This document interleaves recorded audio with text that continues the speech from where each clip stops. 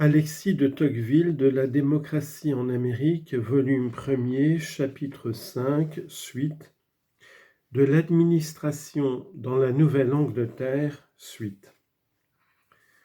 Le pouvoir arbitraire de destituer les fonctionnaires publics peut seul garantir de leur part cette sorte d'obéissance éclairée et active que la répression judiciaire ne peut leur imposer.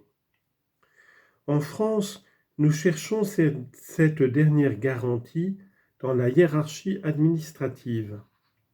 En Amérique, on la cherche dans l'élection.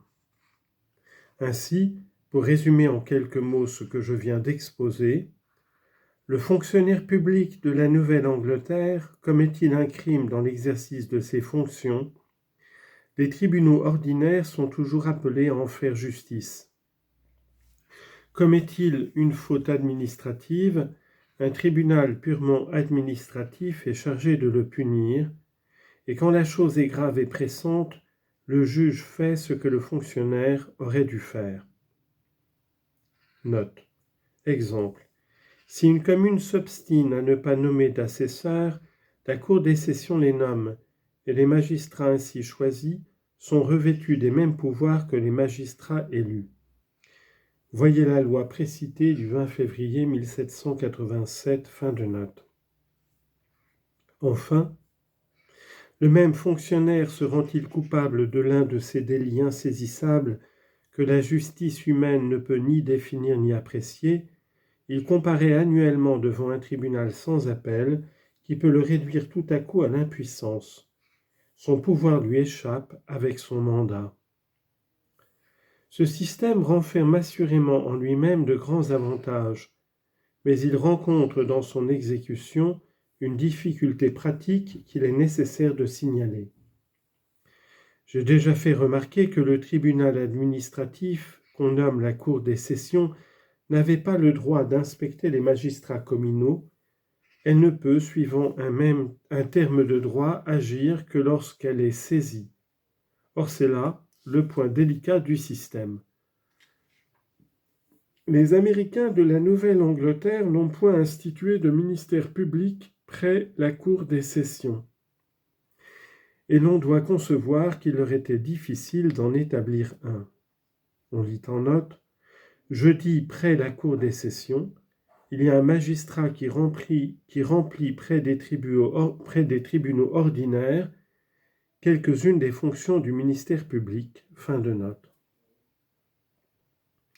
S'il s'était borné à placer au chef-lieu de chaque comté un magistrat accusateur et qu'ils ne lui eussent point donné d'agent dans les communes, pourquoi ce magistrat aurait-il été plus instruit de ce qui se passait dans le comté que les membres de la Cour des sessions eux-mêmes ?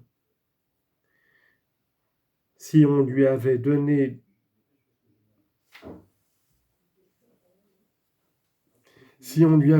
des agents dans chaque commune, on centralisait dans ses mains le plus redoutable des pouvoirs, celui d'administrer judiciairement.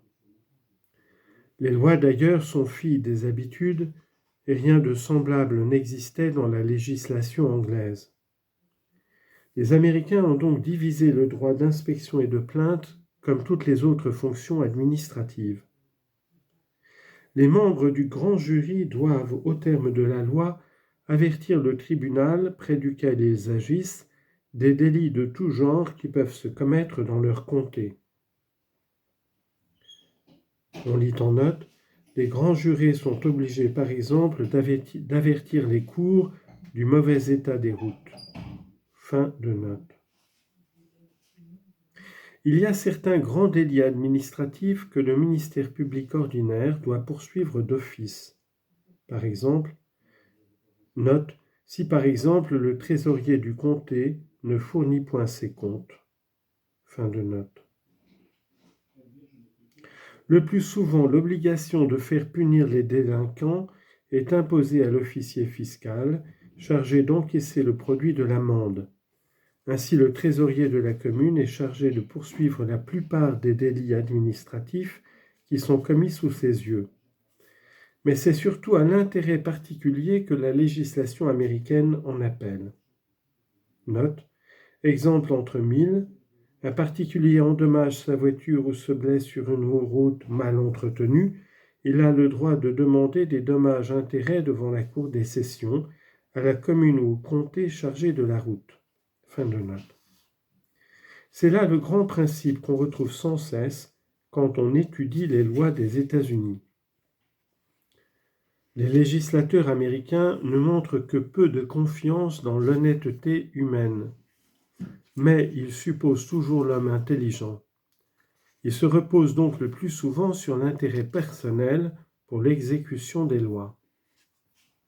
Lorsqu'un individu est positivement et actuellement lésé par un délit administratif, l'on comprend en effet que l'intérêt personnel garantisse la plainte.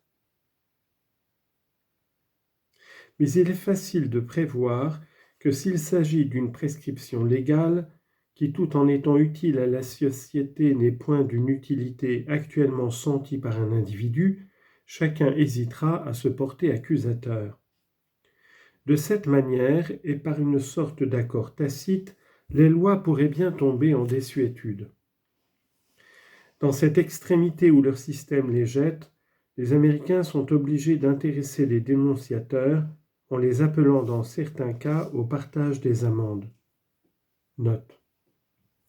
En cas d'invasion ou d'insurrection, lorsque les officiers communaux négligent de fournir à la milice les objets et munitions nécessaires, la commune peut être condamnée à une amende de 200 à 500 $. On conçoit très bien que, dans un cas pareil, il peut arriver que personne n'ait l'intérêt ni le désir de prendre le rôle d'accusateur. Aussi la loi, ajoute-t-elle, tous les citoyens auront droit de poursuivre la punition de semblables délits, et la moitié de l'amende appartiendra aux poursuivants. Voyez la loi du 16 mars 1810. On retrouve très fréquemment la même disposition reproduite dans les lois du Massachusetts.